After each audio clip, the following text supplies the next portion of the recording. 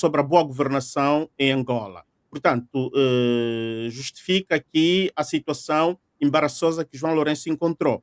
Podemos salientar alguns indicadores de boa governação da administração de João Lourenço nestes 10 anos de governo, portanto, 10 anos, o próximo ano estamos no 10º, este estamos no 9º. Quais são os bons indicativos da boa governação de João Lourenço? E depois passamos a bola para o Isidro. Joaquim.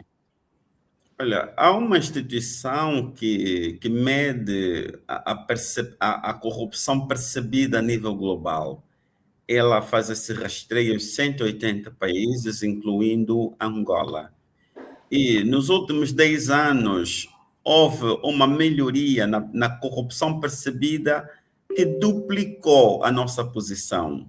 De 2015 a 2025, houve uma melhoria que duplicou a percepção da corrupção em Angola. Ainda não estamos nos níveis desejados, tenho que aceitar, admitir melhor que continuamos a ter sinais bastante visíveis de corrupção em Angola, e também era pedir demais que as coisas mudassem logo no imediato, mas que o índice de percepção da corrupção em Angola melhorou significativamente, sobretudo a partir de medidas que começaram a ser tomadas em 2017, ainda na perspectiva discursiva. Depois, em 2018, veio a lei do repatriamento voluntário de capitais. Depois, no fim do mesmo ano, a lei do repatriamento coercivo. Medidas legislativas foram tomadas no sentido de poder asseverar o combate à corrupção, branqueamento de capitais, financiamento ao terrorismo, também um pouco com a ajuda de instituições das Nações Unidas. Portanto, alguma coisa no foro legislativo foi feito. A percepção sobre a corrupção em Angola também ela melhorou significativamente, embora continue a haver muitas notícias, em alguns casos, evidências de que algumas pessoas continuam com práticas antigas, mas o atrevimento reduziu substancialmente e o índice da percepção da corrupção em Angola tem estado a demonstrar que no período de 2015 a 2025, Angola duplicou a sua posição, de 15 pontos para 32 ou 33 pontos em 2025. Isso prova claramente que, apesar do cenário que nós vivemos, melhorias foram efetivamente verificadas nessa perspectiva do índice da corrupção, que fez com que a classificação de Angola pudesse, então, subir substancialmente. Nos outros setores, na minha fala anterior, já me referi à situação financeira, que é muito difícil gerir um país na situação em que nos encontramos, uma economia pouco diversificada, dependente em mais de 90% de um único produto de exportação, e é um produto que nós não controlamos, nem o preço, nem a sua produção. Eu sou daqueles que diz que a nossa soberania no setor dos petróleos ela será satisfeita quando a Sonangol for capaz de, sozinha, representar mais ou menos 30%, no mínimo 30% do petróleo explorado em Angola. Pois a Sonangol sozinha não tem uma contribuição de 5%, a Total sozinha 40,5% de todo o nosso petróleo.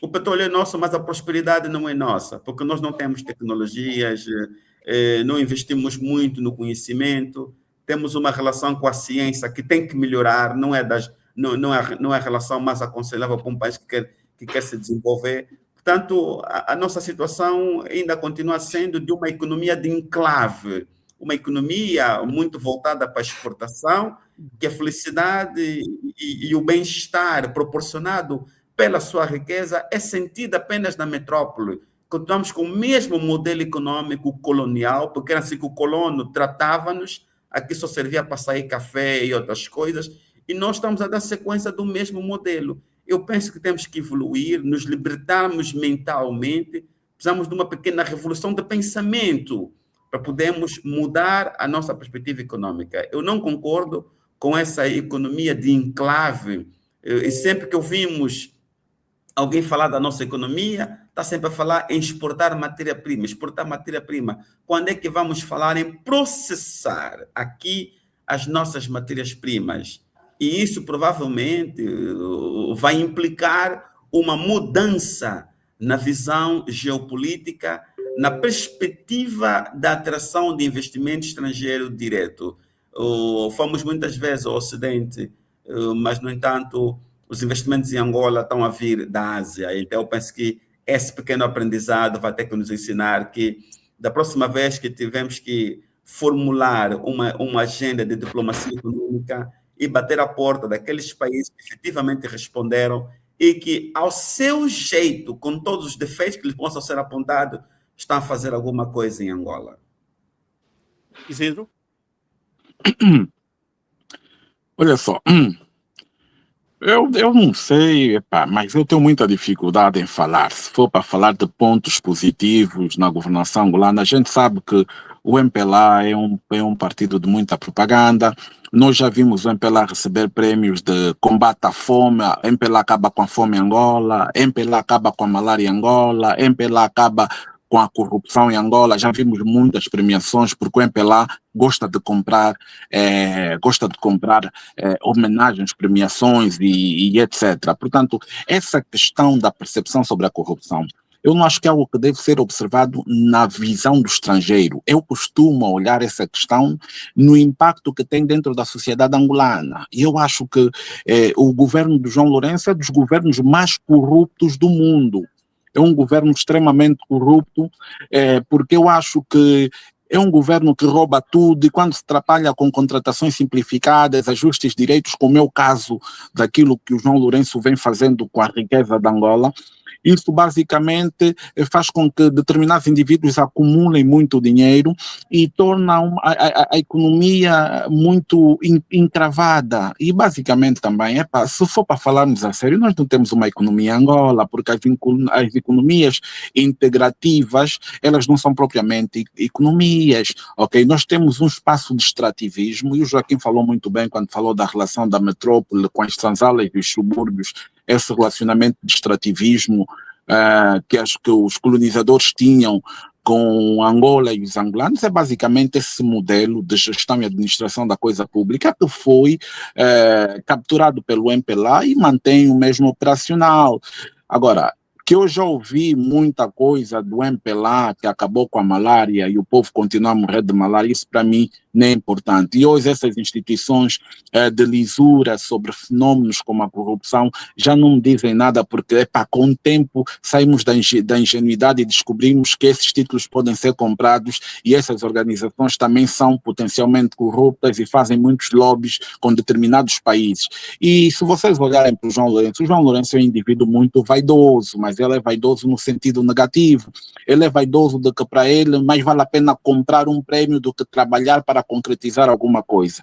Isso faz parte da ausência, da falta de cultura de trabalho que esse partido tem. Esse partido basicamente hoje em dia assume a dimensão de um partido parasitário, um partido parasita, porque não se trabalha, mas faz-se muita exibição.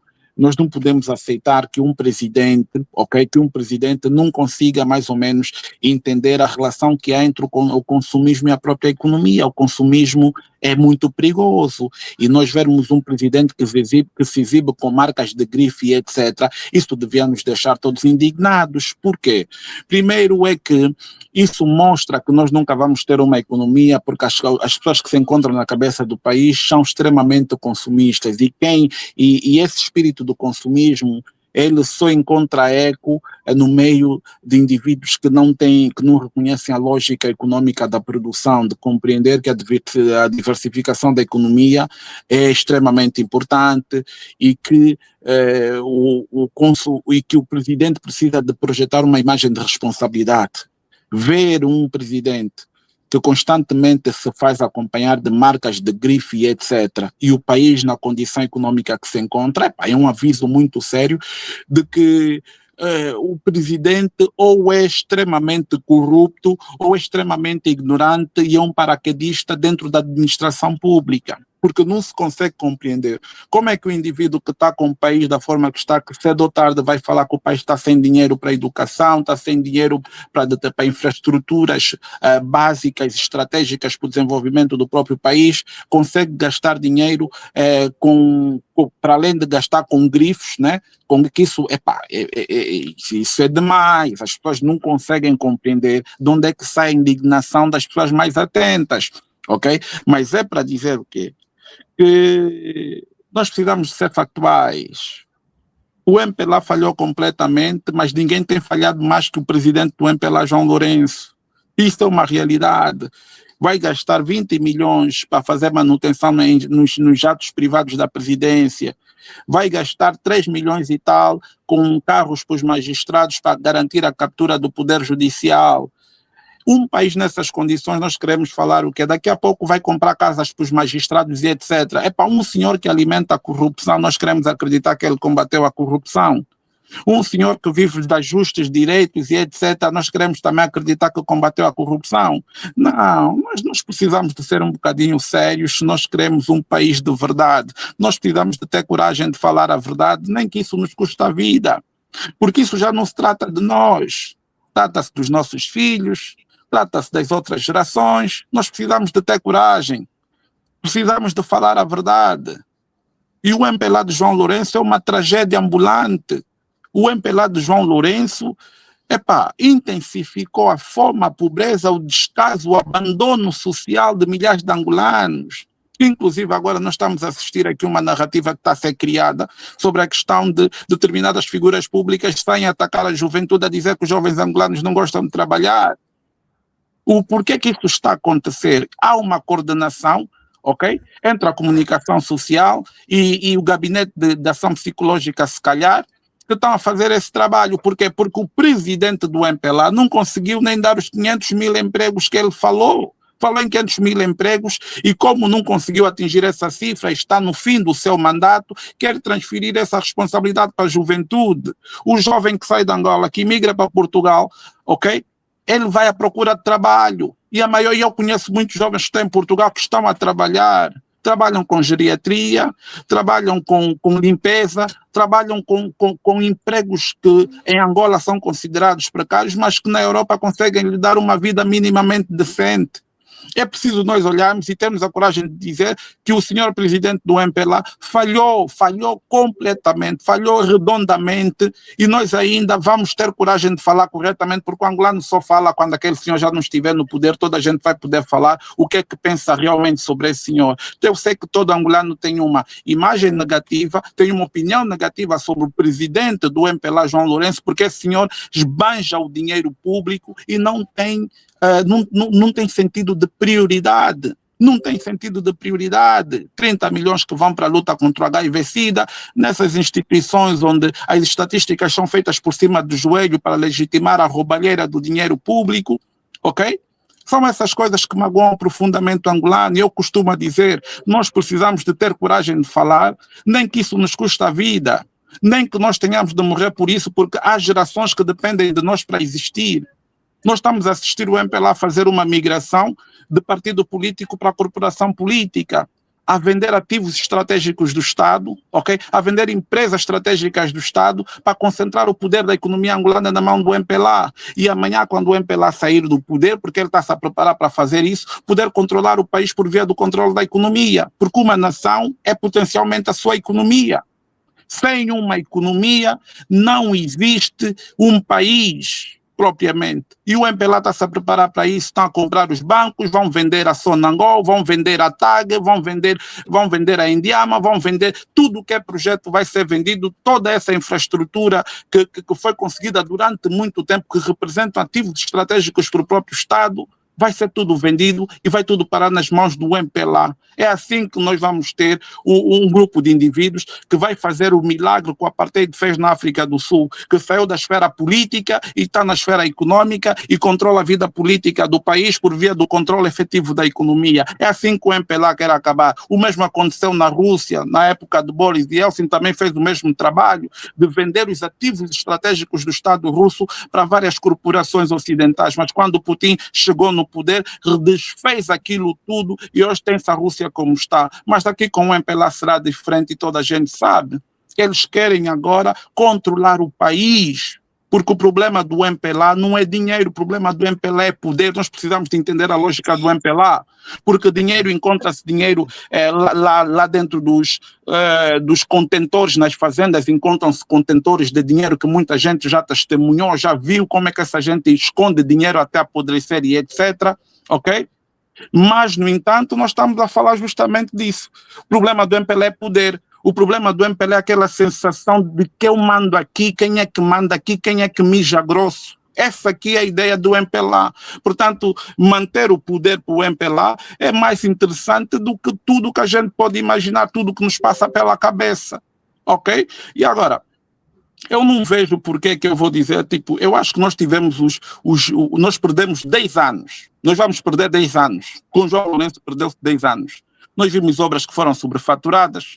Nós vimos aí, por exemplo, um barco de pesquisa submarina que esteve no valor de 80 milhões de dólares, que nunca funcionou, nunca fez nada e era inadequado para o nosso mar, inclusive, por causa das correntes, sei lá qual foi a desculpa que deram. Torrou-se 80 milhões, torrou-se dinheiro em tanta coisa que não funciona, e nós sabemos que a megalomania que o MPLA tem em projetar grandes infraestruturas não tem a ver com a melhoria dos setores que essas infraestruturas vão servir. O MPLA cria projetos megalómanos para poderem roubar e saquear bem o dinheiro público. Só rapidamente, por isso é que hoje nós temos um grande aeroporto, mas que não cumpre as necessidades pela qual foi projetado, mas gastaram-se milhões e milhões. Temos o Porto de Águas Profundas, ok? Que na época que a Isabel dos Santos estava a comandar esse projeto, estava orçado em 220 milhões de dólares. Na época do João Lourenço subiu para 750 milhões de dólares. E nós queremos aqui dizer, não, a situação difícil. Não, nós estamos perante um presidente que não serviu os angolanos. Não acha, por exemplo, que o presidente João Lourenço possa dar uma reviravolta e mudar, no verdadeiro sentido da palavra, o rumo do país, resolver os problemas do povo? O que nós precisamos de entender é que essa questão paternalista de resolução dos problemas do povo é uma questão que o MPLA faz questão de preservar. A ideia de resolver os problemas do povo é uma ideia paternalista, assistencialista, que o MPLA já entendeu há muito tempo. O mais importante não é resolver os problemas do povo, é criar um ambiente para que o povo resolva os seus próprios problemas. E o próprio Estado tem que ser um elemento regulador, ok? Das relações econômicas que existem dentro do Estado angolano. Agora, acreditar que o João Lourenço vai dar a volta como? Vai dar a volta como se ele se apercebe que vai sair do poder agora e está a assinar um monte de despachos que não fazem sentido, de milhões e milhões de dólares que estão a sair rapidamente da economia angolana. Será que eu sou o único que está a ver ou as pessoas fingem que não estão a ver? Não há nada que o João Lourenço possa fazer por Angola, porque ele entrou com ódio dentro da presidência da República, governou com ódio, aumentou o ódio quando não foi eleito em 2022, porque o povo é que sofre na mão desse senhor.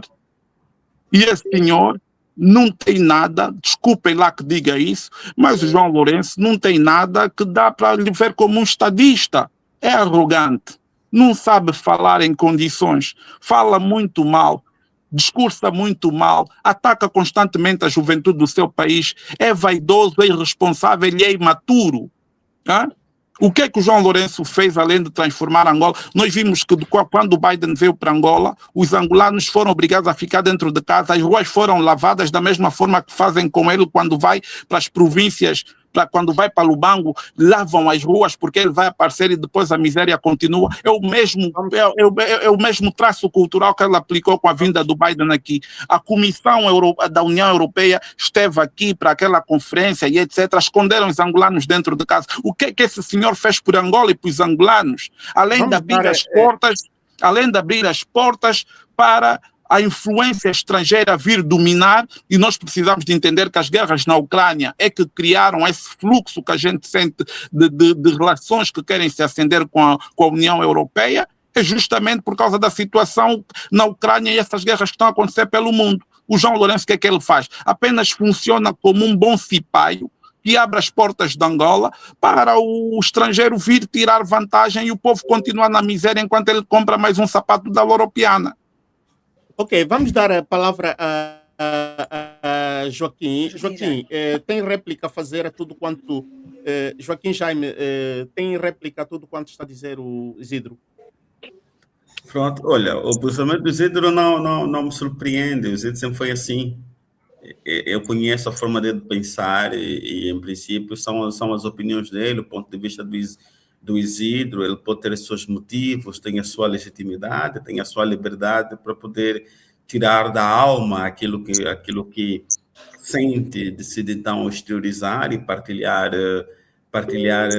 nesse espaço. Por isso, fazer uma réplica ao Isidro, que eu já sei a forma como pensa. O Isidro não vai mudar a forma como pensa, porque ele pensa assim, sempre pensou assim, o Isidro. Não conheço a fala, pensamento do Isidro de hoje, mas dizer que, por isso é que eu fiz aquela contextualização histórica, justamente para que pudesse conseguir perceber que as circunstâncias sob as quais o presidente João Lourenço tem estado a governar não foram das mais fáceis.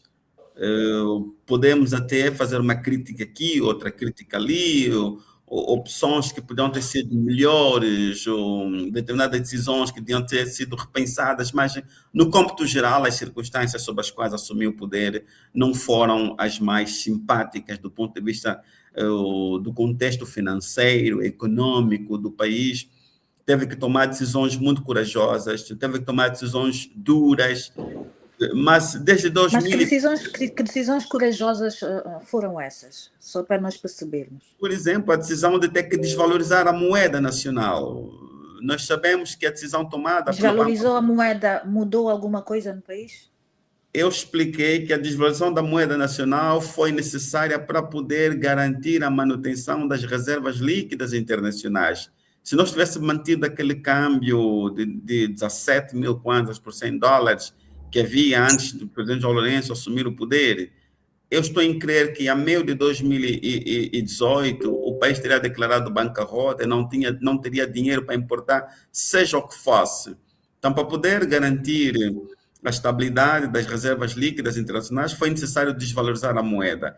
E como nós sabemos, a desvalorização da moeda no contexto da nossa economia é uma economia muito dependente de importações, uma economia que os influxos de cambiais estão atrelados a um único produto que corresponde a mais de 90%, essa é uma decisão difícil. Depois, um produto que nós não controlamos, nem a quantidade, nem o preço. Então, nós estamos longe de sair da inflação, não é? Vamos continuar a manter É necessário continuar os esforços no sentido de diversificar a economia, continuar a pensar em industrializar o país, ser capaz de atrair investidores que é para poderem aplicar o seu dinheiro nos mais diversos setores. E, sobretudo, Joaquim, meu amigo, olhe só bem. Há uma situação que a gente precisa muitas vezes de ter aqui, por isso é que eu digo, o que a gente fala muitas vezes não tem a ver simplesmente com aquilo que a gente pensa, mas com os factos que são estampados perante o olhar de todo angolano. Eu acho que todo angolano, no fundo, tem a mesma ideia. E quando a gente diz assim, não, ele chegou numa fase muito difícil, eu olho para determinados países, por exemplo, que depois de se atingir o poder e olha lá, se ter um projeto sério, conseguiram combater a fome, conseguiram, por exemplo, o Burkina Faso, vamos só falar do Burkina Faso nesse momento que está num processo revolucionário. O Burkina Faso já se tornou o maior exportador de tomate, ok? Já se tornou um dos maiores exportadores de manga. Já o Burkina Faso já está num processo muito adiantado, muito para frente de construção de fábricas, de industrialização. Já começou. O Burkina Faso já fez um hospital, um grande hospital no Burkina Faso, mas um hospital com uma grande capacidade e que está a servir realmente os intentos daquilo que se parecia. Eu acho que o que nós precisamos de dizer aqui, e com alguma honestidade e também responsabilidade, é que quando não existe um projeto de Estado, não existe um projeto de futuro, de construção de possibilidades, é porque justamente não há responsabilidade por parte das lideranças, mano. Porque se nós irmos sempre nessa ideia de que não foi num momento muito, sei lá como, não é possível sair desse momento. Como é que nós vamos explicar que o João Lourenço, no fim de 9 mandatos, já gastou 61 bilhões de dólares e depois vamos perguntar a nós mesmos qual é o impacto desses gastos na vida social, no dia a dia, no cotidiano, o que é que mudou efetivamente dentro da nossa realidade, porque você não pode falar que a construção do aeroporto facilitou, porque o aeroporto não está a cumprir com nada daquilo que se propôs. O aeroporto nem consegue nos dar aqui maior comodidade para fazermos viagens, mesmo cá internamente e etc. Nós temos problemas muito básicos, Joaquim. Eu acho que o Joaquim tem uma opinião, e atenção, respeito a sua opinião, muito respeito à sua opinião, mas eu acho que nós precisamos de alguma honestidade. Já não é sobre nós, é sobre o que é que a gente vai deixar para os nossos filhos, Joaquim. É sobre isso que a gente precisa de falar aqui. E isso que eu falo aqui, basicamente, é basicamente o meu grito com relação à realidade, porque eu acho que nós precisamos, acima de tudo, de honestidade para olhar o país antes da gente avaliar o país por via de relatórios internacionais. Hoje os relatórios internacionais têm os seus objetivos, têm os seus próprios interesses e conseguem facilitar a projeção da imagem política do MPLA quando nós cá dentro sabemos qual é a realidade, Joaquim. É sobre isso. Isidro, permita-me, propriamente porque estamos a falar deste tema sobre a boa governação. Sim. Álvaro, repara uma coisa. Por isso é que eu estou sempre a chamar a atenção para os contextos. Burkina Faso é uma revolução. O presidente Traoré, que eu respeito muito, ele não tem as mesmas limitações legais e constitucionais que nós temos em Angola. Ele já chamou a atenção ao seu povo que não estão numa democracia, estão numa revolução. E numa revolução, o Estado de Direito é colocado no pause, porque existem objetivos a serem alcançados e que a equipa que está a dirigir a revolução não tem que ter entraves. Ele não tem que discutir com a oposição. Ele não tem que fazer absolutamente nada que ele coloque entraves. É diferente da nossa realidade, que é uma república. Tens que enfrentar a oposição, tens que enfrentar interesses instalados. Joaquim, permita, Isidro, um minuto só. Era importante o que está a dizer o Joaquim, e eu queria acrescentar essa pergunta ao Joaquim. O presidente João Lourenço teve a ocasião, depois de receber a passagem de poder, não é? Venceu as eleições de 2017, não era oportuno para ele fazer a revolução que está a fazer o Ibrahim Traoré, porque quando ele chegou, ele tinha o plebiscito. Não é? Chamamos até ele de exonerador implacável. Exatamente isso. Mas repara uma coisa. Quando se senta no cadeirão como o dele, há diante de si uma realidade que não se conhece quando não se está sentado naquela cadeira. Você tem que enfrentar seus próprios camaradas. Por isso é que no discurso do Congresso em que ele tomou a liderança do partido, ele diz: ainda que os primeiros a tombar, noutros termos, forem camaradas aqui dentro. Ele sabia logo de imediato que o combate à corrupção e o combate de uma série de outras coisas havia de lhe levar na confrontação direta com pessoas que lhe estavam a aplaudir. Repara para essa circunstância, ter que dar de frente com teus próprios camaradas, com os teus amigos, com pessoas com quem você lida há muito tempo, porque você tem que tomar decisões difíceis e você vai mexer nos interesses deles. E hoje o poder em Angola está muito mais diversificado do que antes, porque há muita gente rica, há muita gente poderosa. E riqueza é poder, riqueza é influência. E tem que lidar com toda essa complexidade. Repara para isso. Quantas vezes nós ouvimos ali nos cantinhos, ele se não mudar vai ver a economia rasca, porque há pessoas que têm influência sobre a nossa economia, muita gente. Então, ele tem que estar a fazer a restauração do teto de uma casa onde ele também está. Isso requer muita cautela. Ele teve todo o tempo, Joaquim. Não, olha só, Álvaro, só rapidamente. Eu acho que concluir, Isidro. Sim, faz favor. Tem que fazer uma reforma cautelosa. Porque se reformas o teto todo sem a devida cautela, quando você der conta, tem o teto da casa todo ele destapado. Então, Quantos anos são necessários para fazer essa reforma? 10 anos, mais que 10 anos? olha, eu penso que parte do esforço dessa reforma também resulta do aumento da consciência cidadã. Porque há uma pressão muito grande da sociedade civil, temos uma população cada vez mais instruída, mesmo que não tenha instrução acadêmica, tem instrução cultural, tem acesso à informação. A essa hora, há quem meteu um plano diário de 200 kwanzas ou 500 kwanzas, que é só para ver a nossa live. Hoje as pessoas estão mais informadas. Informação é poder. E quando a sociedade está informada, a sociedade pressiona, exige, consegue colocar melhor as suas demandas.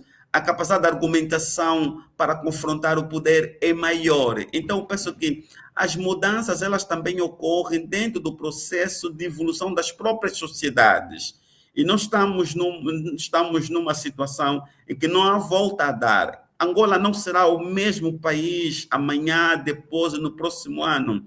Temos uma sociedade muito jovem, e o jovem é ávido por informação, ávido por mudança, está naquela fase de afirmação social, e ele exige, ele impõe. Então, em muitos casos, as mudanças, elas resultaram do processo de evolução das próprias sociedades, porque o povo aprendeu a exigir. E nós estamos nesse caminho em que o povo está a aprender a exigir, a exigência do povo vai forçar mudanças efetivamente. Falando da exigência Álvaro, sim. eu tenho aqui só um ponto. Eu acho que quando se diz assim, que quando o Joaquim nos traz esse argumento de que ele tem que, o Burkina Faso está numa revolução e Angola não está numa democracia, que ele tem que negociar com as oposições e etc. Eu acho que isso aqui, para mim, na questão efetiva da palavra, para mim isso aqui é uma falácia, porque eu acho que, na minha ótica, o excesso de poderes que o presidente João Lourenço tem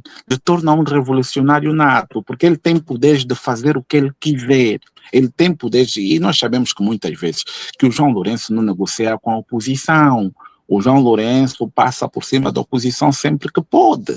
Ok? Portanto, a oposição não é propriamente algo que o João Lourenço deva se preocupar, mas eu acho que o excesso de poderes que o João Lourenço tem dariam a ele para fazer muito mais do que aquilo que ele faz, ok? Mas, no entanto, não é esse o seu projeto pessoal, não é essa a condição que lhe colocou no poder, daí é que ele não utiliza esses poderes que ele tem para realmente operar transformações importantes dentro da sociedade angolana. Agora, com relação à juventude, nós dizemos, a juventude está a acordar e etc. Nós não podemos esquecer que é também no tempo do João Lourenço que nós pela primeira vez conseguimos ouvir a palavra gabinete de ação psicológica, ok? E o que é o gabinete de ação psicológica, senão uma estrutura de guerra, ok? De guerra híbrida, basicamente, que faz guerra social, guerra de informação e contra-informação para fazer manutenção do próprio sistema. Ou seja, o João Lourenço aproveita dos seus poderes para blindar-se a si mesmo, enquanto